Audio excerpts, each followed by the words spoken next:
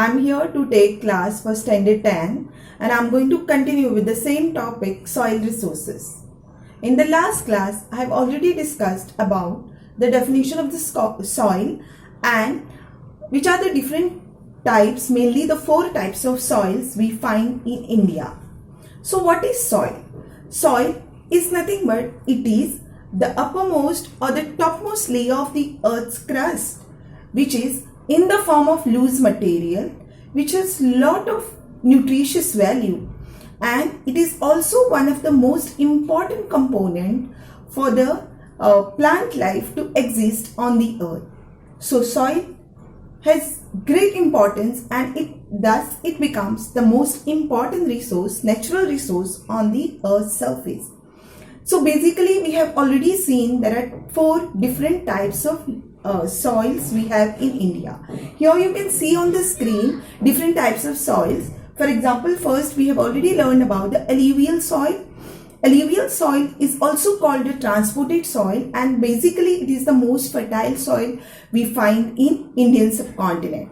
It is usually found in the northern plains of India, along the east and west coast of India, and also along the delta plains. Okay, so black soil is the next important soil. It is derived from the volcanic igneous rocks called basalt, mainly from the Deccan plateau of Indian subcontinent, southern part of India, and because of these it is black in color. Okay, again it has the most important characteristic, it is clay in nature, which allows it to hold the water within itself, and it is called water retention capacity of the soil. The next soil is the red soil. Because of the presence of iron oxide, it is reddish in color, and it is the most abundant soil after the alluvial soil in India. The next important soil what we are going to learn today is the laterite soil. Okay, so let's begin with the laterite soil. So laterite soil is like any other soil, mainly derived from the weathering of the rocks, and the 2 important elements which are very important, they play very important role in the formation of these laterite soil is the temperature and the rainfall. So how do you think temperature will help in the formation of the rocks? Temperature, during the day temperature, when the temperature goes very high, especially into the high temperature region or high where the heat is more, rocks tends to expand. They tend to expand, and during the night time they tend to contract. During this process of expansion and contraction of the minerals or rock material within the rock type, okay, it leads to the formation of something called peeling off of the rocks, which for millions of years together, and this leads to breaking the rocks into smaller pieces. This is how weathering takes place and the laterite rocks are formed. Now the next important element is called rainfall. That is, when there is rainfall, okay, falling on the red soil or the top soil of these particular soil which is derived from the laterite, okay, because it is highly porous in nature, this rainfall or water seeps through the top layer of the soil and it leaches out, or it takes away the main nutritious value of the soil, okay, by dissolving the main minerals or nutrients within the soil. This is called leaching. It is very important. This is how the rainfall plays very important role in the formation of the soil. So this is formed usually by leaching, and it is residual, formed in the same place where the parent rock is located. Leaching of these soil is very important. There can be a definition asked in the exams also. What is leaching? Leaching is nothing but it is literally nutrients are washed away from the topsoil, from the soil, when there is rainfall or water moves takes away all the nutrients below the topsoil, that is in the subsoil, that is called leaching. And leaching also can lead to the formation of by leaving the residue or making the soil very unfertile. So because of the leaching, soil can turn into infertile, or also it can increase the toxic material or minerals within the soil. As the pollutants are getting added into the soil, it can become highly toxic also. So leaching is also called as DESILICATIon, because mostly from the water, rainwater, lime and silica are leached away from the soil, making it rich in the aluminium, that is the compounds which are found in the soil. And this is very less humus due to this, because most of the nutritious value of the soil is getting diminished, and due to which this soil is highly infertile. But by adding manure, by adding organic compounds, or adding fertilizers, you can increase the fertility of this laterite soil. And because it has no clay in it, it is also, there is no water retention capacity in this soil. But again, by irrigating the land, you can get the land or the soil available for cultivation. Okay, so this is basically the type of sedimentary rock. What I'm talking about is laterite or bricks. Okay, and this is very commonly found rock even in Goa, which is usually used in the construction. Okay, so you must have seen when laterite is exposed, when ground is dug, or when there is construction happening, this rock is usually exposed, which is reddish or brown, reddish in color usually, and there are a lot of vesicles into it in the form of pores, which is the example how the leaching has taken place in these type of rocks, or how the soft material has been taken away by the rainwater. This is how exactly the leaching happens. You can see the pores or the vesicles, and down in the as we go underneath or into the subsoil, how the nutrients are getting washed away into the lower part of the soil. So this is the best example of the laterite soil we have. Now basically we have in India two types of laterite soils. Okay, one is called upland laterite and one is called lowland laterite. Now upland, the word itself is telling you what is upland laterite. Upland is raised land, or in the mountainous region, wherever there is lateritic rocks, okay, which are leached away, or which undergo a lot of temperature variation, or receive a lot of rainfall. You find this type of soil. Here you can see the picture. And when this water washes away the soil, lateritic soil, down into the plain region, it is called lowland laterite. Okay, soil formed by the transportation is called lowland laterite. So the main characteristic of the laterite soil, it is very soft, as you must have seen soil derived from the laterite, which is very common, I said, in Goa. Correct? It is very soft, friable. It is in the form of powder, and it is coarse. Grains are very large sometimes. Now it is red due to the presence of iron oxide. Porous, water can seep through it easily. Okay, and this is how the leaching takes place. Silica has been removed, or it is removed through the chemical action. And it is very poor, very, very important. It is very poor in lime, magnesium and nitrogen. Okay, this you need to remember. This is the highlighting feature of these particular laterite soil, which makes it highly infertile in nature. So no moisture retaining capacity, as the clay is washed away, and acidic in nature, and it is very much suitable for the building or construction purpose. Next is the distribution of laterite soil in India. It is again found in different regions in India.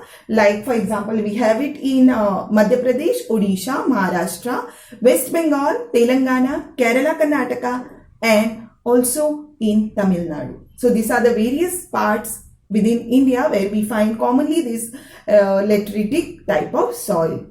Okay, this is a map showing the laterite soil. The legend is here, and student, for exam you will be asked to show the different 4 main soil types within India. We will be doing the map work also later. Okay, so usually the crops which are grown in the laterite soil are rice. As you can see in Goa also, this is the most commonly cultivated region with the rice. Sugarcane, ragi, tea, rubber plantation also can be done very much. Okay, coffee plantation, and you can see in Goa, as we have the main cash crop, that is the cashew plantation also. Easily we can do in the laterite type of soil. Okay, so next, after this, these are the different types of various 4 types of soils we have described. Okay, you need there is a lot of you need to learn about characteristic of each type of soil, location where they any particular soil, you'll be asked to give the names of the places where it is commonly found in India. Then also you'll be asked to do the map work, and next part of this topic is something called soil erosion. Now students, all of us know soil is a very important natural resource. We cannot create it, we cannot manufacture it, right? It is just by the long process of weathering, transportation, deposition, we get different types of soils on the earth. So it is our responsibility to preserve this natural resource. Okay, because if we don't preserve it, right now, nowadays, we can find there is heavy soil erosion taking place all across India, especially. Of course, we are the reason for it. There are man-made reasons. There are also natural reasons, like when there is heavy floods or heavy downpour, topsoil cover is easily removed with the surface runoff of the water. So let's see what is soil erosion. Soil erosion is nothing but it is the removal of the topsoil cover by water, wind, and by human activities.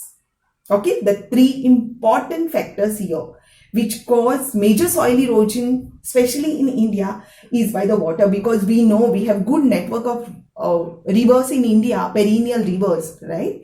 We have good amount of rainfall from the monsoon winds, we have already learned, and also we have population rising. That's the human activities, or lack of land for settlements or industrialization, or for construction of various modes of transport. We are cutting the trees, which leads to heavy soil erosion in India. Okay, now soil erosion, mainly we are going to see the causes of soil erosion in India. It's very important. Mainly the first is we are going to see how soil gets carried away or washed away by the action of water. First is the soil erosion by water. First type of erosion by water is something called sheet erosion. Now what is this sheet erosion? Very important. When there is rainfall falling on the surface of the land in one particular area, especially in the areas where there is less vegetation, less plant cover, correct? When the rain comes down, pouring down, the water will be flowing on the earth's surface as the surface runoff.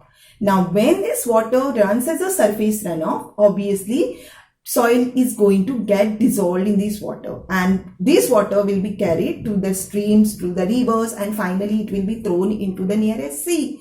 Now, during this time, all the nutritious value or all the minerals will be getting eroded along with the top cover of the soil, because we know that plants help, or roots of the plants hold the soil back, right, on the land. If there is lack of vegetation cover, this is going to happen, what we call it as sheet erosion. The next type of very common erosion we find, because due to the action of water on the earth's surface or in India, is something called reel erosion. You must have seen, especially in the barren land areas or along the slopes of the mountain where there is less vegetation. This surface runoff sometimes, okay, when sheet erosion continues for long time, long duration of time, it forms finger shaped reels, and there will be it's like small minor trenches on the land surface, especially on the hard surface.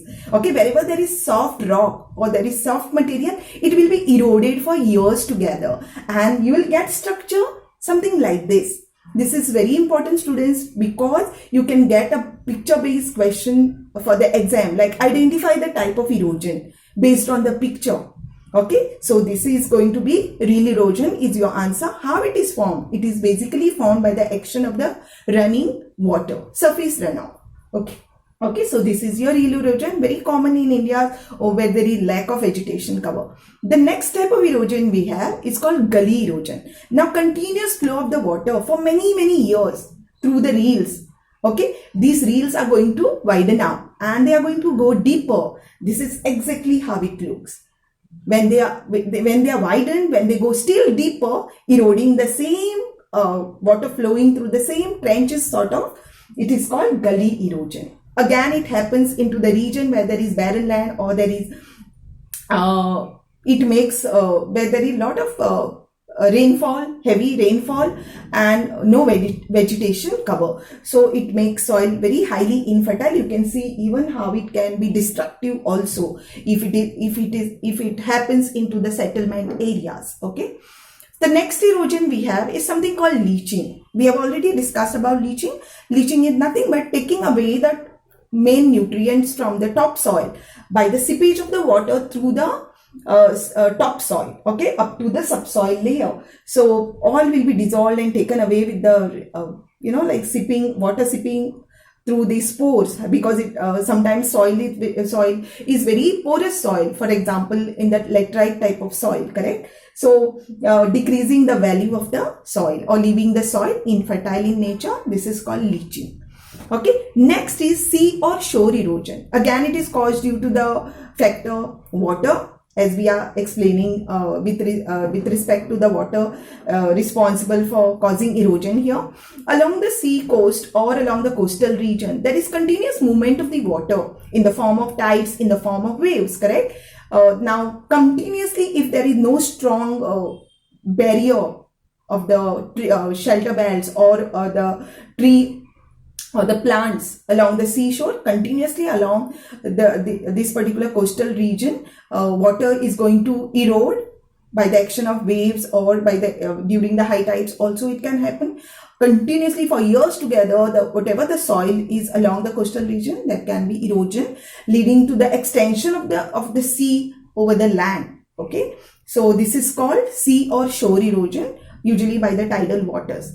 The next erosion we have is very common in India, is the stream bank erosion happening along the bank of the river. Here you can see, okay, if there is no vegetation cover, or if you are not reclaiming the land along the bank of the river, water will be going inside the land and eroding the land, continuously increasing the riverbed. Okay, this is how the erosion happens. That is called stream bank erosion. Okay, next, erosion caused by human being. Obviously, because of the population, okay, growing population, agriculture lands, continuously people have been modifying it into non-agriculture areas, okay, taking always the fertile soil and construction is done on a higher rate, or sometimes in the name of development, various different types of networks of transport we are developing, especially along, you can see here, exactly you can see here how the slope along the slope of the mountains, okay, there is a rail route, and which is leading to heavy landslides during the rainy season because vegetation cover has been cut down. Okay, you can see the grazing grounds also. India is a agriculture land. Along farmers practice something called mixed farming. Along with cultivating, we are rearing lot of animals, especially cattle rearing is one of the, we are into the ranking first in the world in the cattle rearing. So animals are just allowed to graze on the in the open areas where there is no, like nobody is keeping track of the land or vegetation cover. So continuously there also we are causing the soil erosion. Deforestation or wrong farming techniques also sometimes can lead to soil to erode on a heavy extent. Soil erosion by wind is the next factor. We have seen water. We have seen the cause by the mankind. The third is the soil erosion by wind. Sometimes in the arid region or in the desert region, due to the heavy blow of the wind, correct? Because there is no vegetation to which acts as a obstacle for the movement of the wind. Velocity of the wind remains with a greater speed, and then heavy loose material is carried with the action of the wind, and it is deposited somewhere, right, leaving the one particular area erode faster. That is called soil erosion by wind. Okay, now what are the causes of this soil erosion? The main causes are very, very important. Heavy population pressure on the land, because of the population growing every year, okay, land is not available for the construction, or we want to go into new areas, or because of other reasons also we are cutting down the forest, or agricultural lands getting converted into non-agriculture area, so we are losing on topsoil or good fertile soil, and soil is getting eroded. Then nature of the rainfall, we have good amount of rainfall in India. In the regions of heavy rainfall especially, okay, where every year we have nowadays, because of these removal of the forest cover, we have floods, right? Erosion happening at a faster rate because of the floods, because of the deforestation, also overgrazing of animals, as I said. Bad farming techniques, people practice, farmers don't follow any scientific methods in farming. Topography, the nature of topography, and deforestation we are going to see in detail. This is heavy population pressure on the land, okay, how we are construction, different industrial setup, we are cutting the trees and approaching the land. Nature of the rainfall, you can see here the floods and how water will be eroding the topsoil on a heavier extent when there is a lot of water moving, surface water moving in the form of heavy, it will be taking heavy load, okay, along with this is causing soil erosion. Then overgrazing, as I said, large areas with huge cattle rearing, and they just leave animals on the ground to graze. So many years there won't be any vegetation cover left out in that particular area, turning into completely barren land. Again, topsoil will be eroded. Here, bad farming techniques, farmers don't follow any scientific methods, neither they follow rotation of the crops in order to preserve the fertility of the soil. Sometimes they just adopt the primitive methods of farming, example slash and burn method. They just burn one forest area, utilize the land, cultivate, and after 2-3 years they just leave the land barren after deforestation. And this is how farmers or bad farming techniques. Absence of terrace farming along the slopes of the mountains, they don't follow any terrace farming or scientific methods where the topsoil will be eroded along the slopes. Then topography plays very important role. Topography is the nature of the landform on the high mountains region, especially when there is steep slopes of the mountain where there is hardly any vegetation cover. Speed of the water when it falls, like waterfalls, it is great. So heavy erosion takes place here, leading the barren land or rocks exposed, no soil at all, correct? So even along in the heavy rainfall region, water is going to erode with the heavy load of the water, topsoil also. And next is very common, okay, in India, that is deforestation, cutting down of the trees.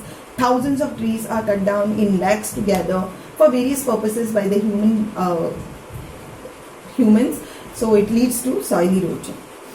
Regions of soil erosion in India, which are very common, and government is also working on in this area to stop the erosion of the soil, which is very heavy in this area. Example, bedlands of Chambal and Yamuna rivers. Bedlands along the bank of the river where there is heavy silt deposition taking place. There is heavy erosion leading to the, even the siltation is not taking place within the river bed. So every time river gets deposited along the deposits along the floodplains or within the river, it is just decreasing the depth of the river. Okay, depth of the river, and finally water spreads along the bank of the river, and there is heavy erosion and even the deforestation taking place along this bank of the rivers, because this is the region where we have heavy erosion. Next is the Piedmont zone of Western Himalayas. Piedmont zone is an area where there is a basin along the mountain, okay, continuation with the water body. So where there is all silt getting deposited. So heavy erosion also taking place here along the Western Himalayas. In the Chota Nagpur plateau also, this is also the region where we come across heavy erosion.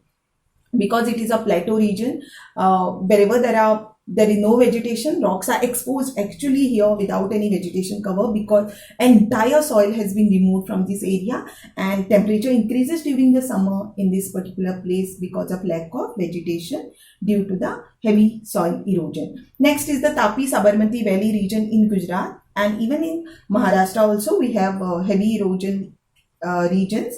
Okay, also in Rajasthan, Gujarat and Haryana. Let's see, this is the Chambal and Yamuna river. You can see along the bank of the river, there is no vegetation cover left, and this is actually an area along the bank of the rivers. Okay, this is Western Himalaya. This is a Piedmont area where there is, high peak mountains along the water bodies, and there is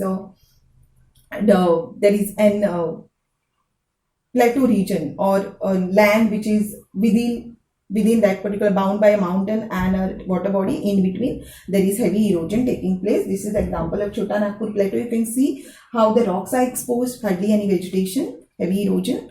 Sabarmati river, along the bank of the river beds are extending because there is no vegetation, or because of the different, every year there is heavy downpour, and along the bank of the river there is heavy erosion. Tapi river, you can see the erosion here.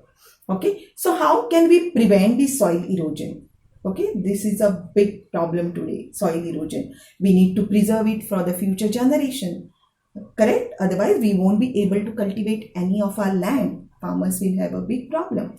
So it can be prevented also by forming proper scientific methods. Okay, so let's see what are these. First is the terrace farming. I'm going to explain each one, okay, separately. Shelter beds, contour ploughing, strip cropping, construction of dams along the rivers, plugging gullies and planting trees. Okay, let's see how we can do this. This is terrace farming. Along the slope of the mountains, we have to just level the slopes, and bunch should be put so that water stays there in the rainy season without going out as a surface runoff, without taking the topsoil along. And this is the proper farming technique where the slope is maintained well on each level. This is the best example of the terrace farming we have. This is the proper scientific technique farmers should follow to stop the soil erosion. Next is the shelter bed. Shelter beds is nothing but you have your land, okay, field. Now along the periphery of your land, cultivated land, farmers are advised to plant a lot of trees so that when the wind blows, the velocity of the wind can be reduced and there is no topsoil getting blown with the wind, or water cannot carry it from one place to another. So these shelter beds you can see in the fields. This is helping to prevent soil erosion. Next is contour ploughing. It is exactly like how along the contour of the periphery of the mountain we can cultivate the land by proper bunds. Like terrace farming, contour ploughing can be also useful. Strip cropping is leaving the gap between the cultivated regions. Okay, you have one crop and then leave a gap so that water flows through it systematically, scientifically, and your soil is preserved. We have construction of dams wherever there are rivers, especially the high flow of the river, or there is waterfall, okay, where the water gets collected in the depression in the river bed. Construction of the dams can stop the speed of the water, and it can be stored, and thus siltation can happen there, and water is not eroding that particular soil from that particular region. Plugging gullies is another example. Whenever we have gullies, okay, trenches which are naturally formed where the heavy rainwater carries the mud along with it, you can block these areas by putting artificial bund, and so that water speed reduces, and also there is a lot of sediments getting settled into this area which reduces the soil erosion.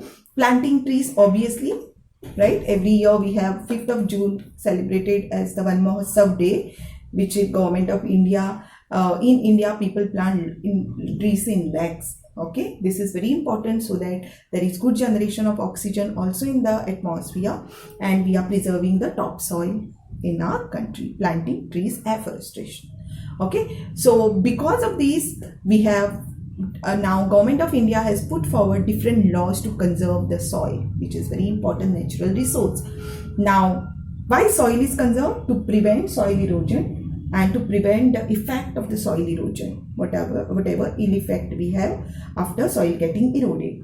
Loss of fertile soil is one of the important thing. Diminishing underground water. What is happening? If there is topsoil removed, there won't be seepage through the pores, right? Now, with the rainwater falling on the ground, what is happening? It is not only helping farmers in our country, okay, to cultivate the ground or the plants to get water. It is also recharging our aquifers or underground waters, right? So if there is no topsoil, then we won't be absorption of the water, aquifers will not get refilled. So by planting trees or by preserving topsoil, we can preserve our aquifers or underground water also, okay, and also moisture in the soil.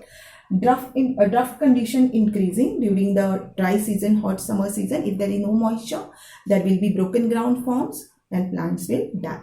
So silting of the rivers also is the effect. So if we don't, heavy erosion causes silting of the rivers. So river beds get full, okay, and there will be in the rainy season lot of floods. River will spread into the floodplains, right, causing heavy soil erosion.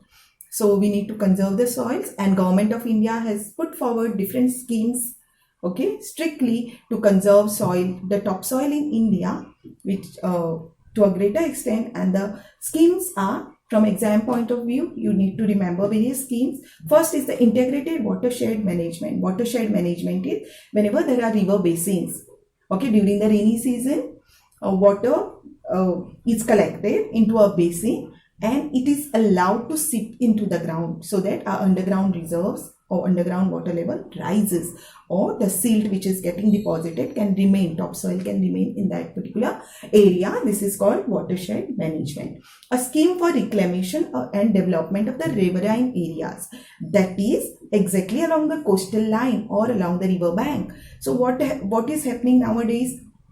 If seashore erosion is happening continuously through the tidal wave, so it is just, sea is extending into the land and reducing the land area on the earth, right? So what we have to do, we have to reclaim the coastal land by putting some cemented blocks so that sea doesn't approach the land and there is no heavy erosion taking place along the banks of the river also. So government has put across a scheme where bank of the river, they are putting the cemented blocks so that the erosion is stopped along the river banks. Next is the control of shifting cultivation. This act is put strictly forward in the year 1994 because they realized that especially tribes in India were practicing on a large account this shifting cultivation. What is shifting cultivation? It is also called slash and burn method.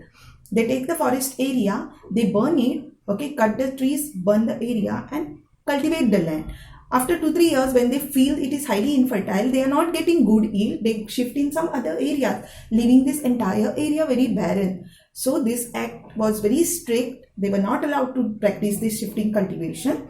So they started settling these families, tribal people, into some good land where they can permanently cultivate these particular areas. Okay. Next is the National Project on Development and Use of Biofertilizers. This is very important. Okay, in mid 80s and 70s, farmers started using a lot of chemical fertilizers, which ultimately they realized that they are spoiling, or toxic substances are increasing in the soil and they are not getting good yield. So nowadays we all know we are for organic. It's prepared by the farmers and by the government and supplied to the farmers, or good fertilizers are given to the farmers so that it doesn't spoil the fertility of the soil. So biofertilizers, and this is a huge national project and government agriculture department or government people go and test the quality of the soil, okay, after the farming is done. So next is the rainwater harvesting. Usually this is not only in the villages, but in nowadays, you know, in cities also there is lack of water everywhere because of the diminishing underground water. So rainwater, whatever is amount of rain we get in India, it is in abundance, but it is going as a wastewater, right? Nobody is collecting it. So this is a project still undergoing, okay, and people are very successful in this by controlling the water of the rain, whatever we get, and storing it. Like house-wise also projects are undertaken by the people so that we have good water available with us and we don't waste the water. So these are various things about this topic. So this topic is very important. This is 10 mark. It is a 10 mark topic. You'll be getting good question number 5, okay, in your board exam in section 2 on this topic. Please do opt for this topic. There are many things to be memorized also. Learn the characteristic of each type of soil, learn the schemes to conserve soil, what is soil erosion, different types of soil erosions, causes of soil erosion, and so on. That's for the day.